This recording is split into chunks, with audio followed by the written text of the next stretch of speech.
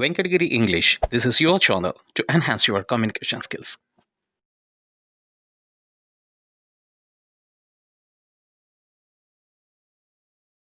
Hello friends, welcome to our today session. ఈరోజు సెషన్లో మనం ఏం నేర్చుకోబోతున్నామంటే ప్రతిరోజు మనం చేసే పనులు, లేదు రెగ్యులర్గా అప్పుడప్పుడు చేసే పనులు, అదేవిధంగా మన అలవాట్లు, మన ఇష్టం అయిష్టం, వీటికి సంబంధించి ఏ విధంగా ప్రశ్నలు అయితే అడగాలి అనేది ఈరోజు మనం చక్కగా నేర్చుకోబోతున్నామండి. ఓకే, మరెందుకు ఆలస్యం, సీ ద ఫస్ట్ ఎగ్జాంపుల్. ఇష్టం లేదా అయిష్టం. First one, I like mangoes. నాకు మ్యాంగోస్ అంటే చాలా ఇష్టం. ఓకే, ఇప్పుడు ఎవరైనా అన్నారు ఐ లైక్ మ్యాంగోస్ అన్నారు, దీనికి మనం ఏ క్వశ్చన్ అడగాలి? మీకు ఏమంటే ఇష్టము లేదా ఏ పండు అంటే ఇష్టము అన్నప్పుడు ఐ లైక్ మ్యాంగోస్ అనే ఆన్సర్ అనేది మనకు వస్తుందండి కదా. సో ఇప్పుడు ఏమంటే మీకు ఇష్టము అన్న క్వశ్చన్ ఎలా మార్చాలో చూద్దాం. ఈ సింపుల్ ప్రజెంట్ టెన్స్ని కొంచెం మీరు బాగా కాన్సన్ట్రేట్ చేస్తేనే మీకు అర్థమవుతుంది, లేదంటే మీరు మధ్యలో మిస్ అయిపోతారండి. సో కాబట్టి వీడియో ఫస్ట్ నుంచి లాస్ట్ వరకు నీట్గా అయితే అబ్జర్వ్ చేయండి. ఓకే, ఇక్కడ ముందు మనం చెప్పిన విధంగా హెల్పింగ్ వర్బ్ని సబ్జెక్ట్ ముందు తీసుకొని వచ్చేస్తే సింపుల్గా ఇంట్రాగేటివ్ అయిపోతుంది.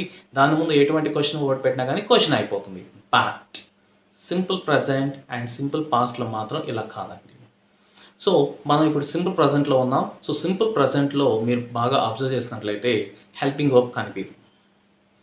హెల్పింగ్ వర్బ్ కనిపించినప్పుడు మరి హెల్పింగ్ వర్బ్ని ఎలా తీసుకొని రావాలి? మనకు తప్పకుండా రూల్ అయితే ఏముందండి, హెల్పింగ్ వర్బ్ని మాత్రమే ముందు పెట్టాలి క్వశ్చన్కి, రైట్? సో కాబట్టి ఇక్కడ ఏదైతే వర్బ్ ఉందో ఆ వర్బ్ని మనం డివైడ్ చేసుకోవాలి. దాని లోపల మనకు ఈ హెల్పింగ్ వర్బ్ అయితే మనకు దాక్కొని ఉంటుందండి. ఆ దాక్కొని ఉన్నటువంటి హెల్పింగ్ వర్బ్ని మనం బయటికి తీసుకురావాలి. మరి ఇక్కడ దేంట్లో దాక్కొని ఉంటుంది? మెయిన్ వర్బ్లో దాక్కొని ఉంటుందండి. మెయిన్ వర్బ్ ఏంటి? లైక్ అంటే ఇష్టం, మెయిన్ వర్బ్ అంటారు. సో ఈ లైక్ దేంట్లో ఉంది? ప్లెయిన్ వర్బ్ కాబట్టి వెర్బ్ 1లో ఉంటుంది. సో వెర్బ్ 1ని ఎలా డివైడ్ చేస్తామంటే మనకు verb 1 is equal to do plus verb 1 అండి. అంటే డూ ప్లస్ లైక్ అండి. ఓకేనా? అంటే ఈ లైక్ అనే దాంట్లో హెల్పింగ్ వర్బ్ ఏంటి? ఇక్కడ డూ అండి. సో ఈ డూని మనం ముందు పెడితే మనకు అది ఇంట్రాగేటివ్ క్వశ్చన్ అయిపోతుంది. మరి ఇక్కడ కాన్వర్జేషన్ మోడల్లో చెప్తున్నాను కాబట్టి ఐని ఇక్కడ యూగా మార్చుకుందాం. డూ ఐని యూ. డూ యూ లైక్, ఇక్కడ చూడండి డూ ముందు వచ్చేసినా కానీ మళ్ళీ మనకు లైక్ అక్కడే ఉంది కాబట్టి like. Okay, do you like mangoes? మీకు మ్యాంగోస్ అంటే ఇష్టమా? ఓకే, ఇప్పుడు మీకు చాలా ఈజీ అయిపోతుంది క్వశ్చన్ మార్చడం. ఎందుకోసం అంటే దాని ముందు ఎటువంటి క్వశ్చన్ వర్డ్ పెట్టినా కానీ క్వశ్చన్ అయిపోతుంది కాబట్టి, రైట్? సో మీకు ఏమంటే ఇష్టము అని అడగాలి. ఏమి అంటే what do you like? Simple. మీకు మ్యాంగోస్ ఇష్టమా, గోవా ఇష్టమా నేను అడగట్లేదు కాబట్టి మ్యాంగోస్ అనేది కట్ చేసేసేయండి. Okay, what do you like లేదా what you like most in fruits అని కూడా యూజ్ చేసండి. ఓకే, లేదా which fruit do you like most అని కూడా యూజ్ చేస్తూ ఉంటారు కొంతమంది. ఓకే, అర్థమైంది కదండి. వాట్ యూ లైక్ మోస్ట్ లేదా వాట్ యూ లైక్, ఈ విధంగా చక్కగా అయితే మనం క్వశ్చన్ని అడిగేవచ్చు. What you like? I like mangoes, that's it. మరి ఓకే, వెర్బ్కి కొన్నిసార్లు ఎస్ కానీ ఈఎస్ కానీ లేదా ఐఈఎస్ కానీ యాడ్ అవుతుంటుంది. సబ్జెక్ట్ మనకు థర్డ్ పర్సన్ సింగులర్ అయినప్పుడు అండి. మరి థర్డ్ పర్సన్ సింగులర్ అయినటువంటి హీ, షీ, ఇట్, రవి, రాజు ఏ పేర్లైనా ఒకటి ఉన్నప్పుడు మనకు వెర్బ్లో ఎస్ కానీ ఈఎస్ కానీ ఐఈఎస్ కానీ యాడ్ అవుతాయి. అలాంటప్పుడు మనకు హెల్పింగ్ వర్బ్ ఎలా తీసుకోవాలి అనేది ఇప్పుడు చూద్దాము. సేమ్ అదే ఎగ్జాంపుల్ని మనం థర్డ్ పర్సన్ సింగులర్లో తీసుకుందాం. She likes mangoes. Okay, she లైక్కి ఎస్ పెట్టాలి, ఎందుకోసం అంటే థర్డ్ పర్సన్ ఇక్కడ. Okay, she likes mangoes. ఆమెకి మామిడి పళ్ళు అంటే చాలా ఇష్టము. ఇక్కడ చూడండి మనకు వెర్బ్ 1కి ఇక్కడ ఈఎస్ యాడ్ చేస్తున్నాం కాబట్టి వెర్బ్ 1 ఎస్ అనుకుందాం దాన్ని. ఓకే, కాసేపు. So verb 1 S is equal to does plus verb 1. Verb 1 S is equal to does plus verb 1. ఇక్కడ డూకి కూడా మనకు చివర ఓ ఉంది కాబట్టి ఈఎస్ యాడ్ అవుతుందండి, ఇంకేం లేదు. ఓకేనా? డస్ ప్లస్ వెర్బ్ 1 అంటే like is equal to does plus like అవుతుందండి. అంటే ఇప్పుడు హెల్పింగ్ వెర్బ్ ఏంటి? Does, not do. గుర్తుపెట్టుకోండి, ఇక్కడే బాగా అబ్జర్వ్ చేయండి. verb 1s is equal to does plus verb 1. Okay, ఇక్కడ ఈ డస్ని ముందు పెట్టుకోండి. Does she like mangoes, does she like mangoes, does she, yeah does తీసేసినా కానీ ఇక్కడ మళ్ళీ రిమైనింగ్ ఏముంది, లైక్ ఉంది కాబట్టి, అంటే వెర్బ్ ఉంది కాబట్టి డస్ షీ లైక్ మ్యాంగోస్. ఆమెకి మ్యాంగోస్ అంటే ఇష్టమా? ఇలా చక్కగా అయితే మనం ఉపయోగించుకోవచ్చు. మరి ఆమెకి ఏమంటే ఇష్టము అని అడగాలి. ఇంతకుముందు చెప్పిన విధంగా వాట్ అనేది ముందు పెట్టుకోండి. What does she like, what does she like, ఆమెకి ఏమంటే ఇష్టము. ఈ విధంగా చక్కగా అయితే మనకు సింగులర్స్కి అదేవిధంగా ప్లూరల్స్కి ఎలా మనకు క్వశ్చన్ అడగాలి అనేది మనం ఇప్పుడు నేర్చుకుందాం. And see one more example here. They go for walk every day. వాళ్ళు ప్రతిరోజు, అంటే ఇది రోజు జరిగే యాక్షన్ అండి ఇది. వాళ్ళు ప్రతిరోజు వాకింగ్ వెళ్తారు అని చెప్పాలి అనుకున్నప్పుడు they go for walk every day. వాళ్ళు ప్రతిరోజు వాకింగ్ వెళ్తారు. ఇప్పుడు అబ్జర్వ్ చేసినట్లయితే ఇది థర్డ్ పర్సన్ ప్లూరల్లో ఉంది కాబట్టి మనకు వెర్బ్ ఇక్కడ ఏమి ఇచ్చినాను, వెర్బ్ 1లోనే ఉంది. ఓకే, దే గో, గో ఉంది కాబట్టి వెర్బ్ 1 ఈజ్ ఈక్వల్ టు ఇంతకుముందు చెప్పిన విధంగా మనకు డూ ప్లస్ వెర్బ్ 1 అండి. అంటే go is equal to do plus go అవుతుంది. సో ఈ డూ అనేదాన్ని మన సబ్జెక్ట్ ముందు పెట్టండి. Okay, do, they, next remaining గోనే ఉంటుంది. Do they go for walk every day. వాళ్ళు ప్రతిరోజు వాకింగ్ వెళ్తారా?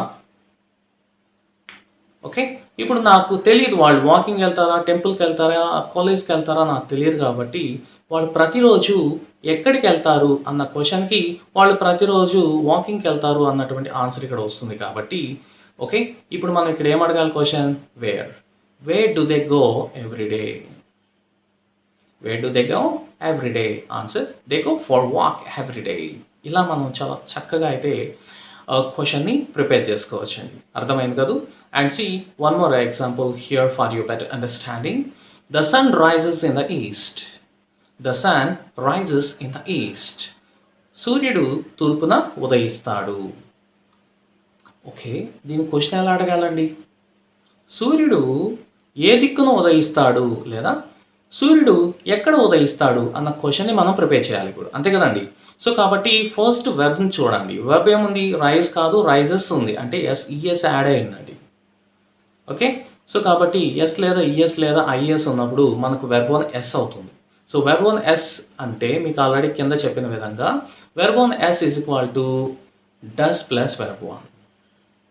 ఓకే, డస్ ప్లస్ వెర్బ్ 1 అంటే ఇక్కడ రైజెస్ అన్న దగ్గర డస్ ప్లస్ రైజ్ అవుతుందండి. అంటే డస్ తీసేస్తే మళ్ళీ రైజ్ అని మాత్రమే ఉంటుంది, రైజెస్ కాదండి, గుర్తుపెట్టుకోండి. ఓకే, ఈ డస్ని ముందు పెట్టండి. Does the sun rise in the east, does the sun rise in the east. సూర్యుడు తూర్పున ఉదయిస్తాడా? ఓకే, ఇప్పుడు మనం క్వశ్చన్ అడగాలి, ఎక్కడ సూర్యుడు ఉదయిస్తాడు? ఎక్కడ అంటే వేర్ ముందు పెట్టండి. Where does the sun rise? Where does the sun rise? సూర్యుడు ఎక్కడ ఉదయిస్తాడు? ఆన్సర్ సూర్యుడు తూర్పున ఉదయిస్తాడు. The sun rises in the east. ఈ విధంగా చక్కగా అయితే మనం క్వశ్చన్ ఇక్కడ ప్రిపేర్ చేసుకోవచ్చు అండి. Okay, and see one more example on all here. He teachers English. అతను ఇంగ్లీష్ టీచ్ చేస్తాడు. ఇది జనరల్ ఫ్యాక్ట్స్ అవుతుందండి. Okay, he teachers English. అతను ఇంగ్లీష్ టీచ్ చేస్తాడు. Okay, here if you observe he teachers English అన్నప్పుడు verb 1 ఎస్లో ఉందండి ఇక్కడ. సో కాబట్టి teachers is equal to does plus teach అవుతుందండి. డస్ ప్లస్ టీచ్ అవుతుంది. సో డస్ ముందు పెట్టండి. డస్ హీ, యా డస్ ముందు పోతే ఇక్కడ టీచర్స్లో ఏముంటుందండి, టీచ్ మాత్రమే ఉంటుంది, టీచర్స్ కాదండి. Does he teach English. అతను ఇంగ్లీష్ టీచ్ చేస్తాడా? ఓకే, అతను ఏం టీచ్ చేస్తాడు అన్న క్వశ్చన్కి అతను ఇంగ్లీష్ టీచ్ చేస్తాడు అన్న ఆన్సర్ వస్తుంది కదండి. కాబట్టి ఏమిటి అంటే వాట్, ఇక్కడ ముందు పెట్టండి. What does he teach. అతను ఏం టీచ్ చేస్తాడు? What does he teach. అతను ఏం టీచ్ చేస్తాడు? Answer he teachers English. అతను ఇంగ్లీష్ టీచ్ చేస్తాడు. చాలా ఈజీగా ఉంది కదండి. And see one more example here. We live in Kakinada. We live in Kakinada. మేము కాకినాడలో నివసిస్తున్నాము అని చెప్పాలి అనుకున్నప్పుడు సింపుల్ ప్రజెంట్లో మనకు వి లివ్ ఇన్ కాకినాడ అని యూజ్ చేయొచ్చండి. ఎవరైనా చెప్పారు మేము కాకినాడలో ఉంటున్నామండి అని చెప్పారు. We live in Kakinada. నేను క్వశ్చన్ అడుగుతున్నాను, మీరు ఎక్కడ ఉంటారండి అని క్వశ్చన్ అడిగిన దానికి మేము కాకినాడలో ఉంటామండి అనే ఆన్సర్ మీరు చెప్తారు. మరి ఎలా క్వెషన్ అడగాలో నేను అనేది చూస్తాం ఇప్పుడు. సో ఇక్కడ వి లివ్ అంటే వెర్బ్ 1 కదండీ. ఈ verb 1 live is equal to do plus live అవుతుంది. సో ఈ డూని మనం సబ్జెక్ట్ ముందు తీసుకొని పెట్టుకుందాం. డూ. వి అనేది మీరు చెప్తున్నారు వి. ఇప్పుడు నేనేం అడగాల? యూ అని మిమ్మల్ని అడగాలి, right? Do you live in Kakinada? మీరు కాకినాడలో ఉంటారా? లేదా కాకినాడలో మీరు నివసిస్తారా అని నేను అడగొచ్చు అండి. లేదు నాకు తెలియదు మీరు ఎక్కడ నివసిస్తారో, కాబట్టి ఎక్కడ మీరు నివసిస్తుంటారు లేదా ఎక్కడ ఉంటారు మీరు అని అడగాలంటే ఎక్కడ అంటే వేర్ అండి. సో వేర్ని ముందు పెట్టండి. Where do you live? Where do you live? I don't know whether you are living in Kakinada or Bangalore. I don't know. So that's why I am going to remove that object Kakinada here. Okay. And see one more example on all here for your understanding. Shravani works in State Bank of India. Shravani works in SBI. ఇక్కడ in బదులు at కూడా పెట్టుకోవచ్చు. ఎందుకోసం ఇది చిన్న place కాబట్టి at కూడా use చేయొచ్చు, లేదా ఇన్ కూడా యూజ్ చేయొచ్చు, నో ప్రాబ్లం. ఓకే, స్పోకెన్ ఇంగ్లీష్లో ఆల్ చల్తా హై, it's not a problem. Okay, Shravani works in SBI. Shravani ఎస్బీఐలో వర్క్ చేస్తుంది. ఇప్పుడు మనం క్వశ్చన్ ఏం అడగాలి? శ్రావణి ఎక్కడ వర్క్ చేస్తుంది అన్న క్వశ్చన్కి శ్రావణి ఎస్బీఐలో వర్క్ చేస్తుంది అన్న ఆన్సర్ చెప్పొచ్చండి, రైట్? మరి క్వశ్చన్ ఎలా అడగాలి అనే దానికంటే ముందుగా బేస్ క్వశ్చన్ని చూద్దాం first. The base question is works అన్నప్పుడు మనకి ఇక్కడ డస్ ప్లస్ వర్క్ అవుతుంది కదండి. సో ఈ డస్ని ముందు పెట్టుకుందాం.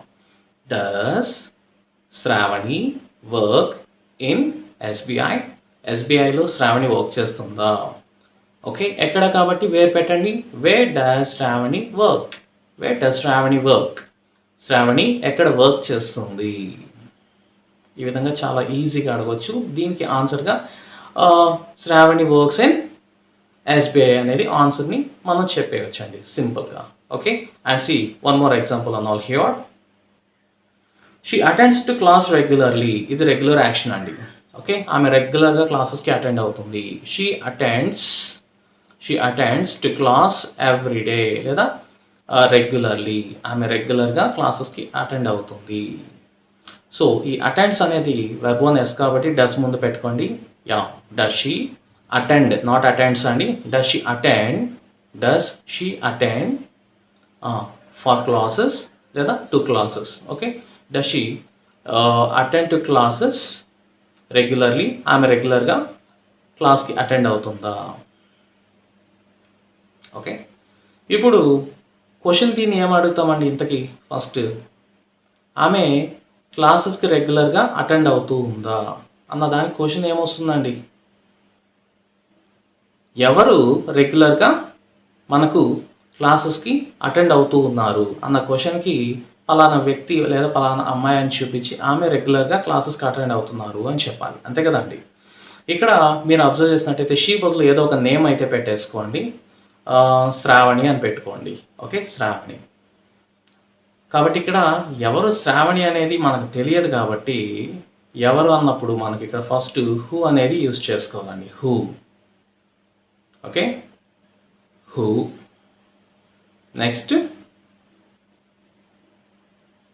ఏమొస్తుందండి? నెక్స్ట్ ఇక్కడ అబ్జర్వ్ చేయండి బాగా. హూ తర్వాత మనకేం పెట్టాలి? హెల్పింగ్ వర్బ్ అనేది పెట్టుకోవాలి. సో హెల్పింగ్ వర్బ్ ఏముంది ఇక్కడ? డస్. ఓకే, నెక్స్ట్ ఇక్కడ శ్రావణి కాబట్టి ఇక్కడ ఎవరో నాకు తెలియదు కాబట్టి శ్రావణి కూడా మనకి శ్రావణి అనేది కట్ చేసేసేయండి ఇక్కడ.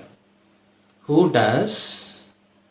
ఓకే, నెక్స్ట్ ఏముంటుంది? డస్ వచ్చేస్తే అటెండ్ ఉంటుందండి. Who does attend to class regularly అవుతుంది. కానీ ఇక్కడ శ్రావణి అనేటువంటి సబ్జెక్ట్ లేదు కాబట్టి పక్కన డస్, దాని పక్కనే మనకి ఇక్కడ ఏముందండి? వెర్బ్ 1 ఉంది కాబట్టి ఈ రెండింటిని కలిపేసేయండి.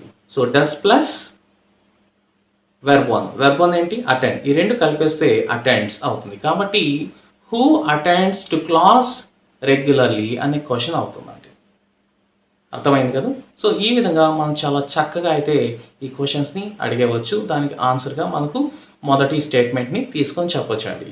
So I hope you could understand very easily through this my method. So Oh, thank you so much, and don't forget to complete your homework and all here, and see some more examples for your better understanding also. Thank you, thanks so much.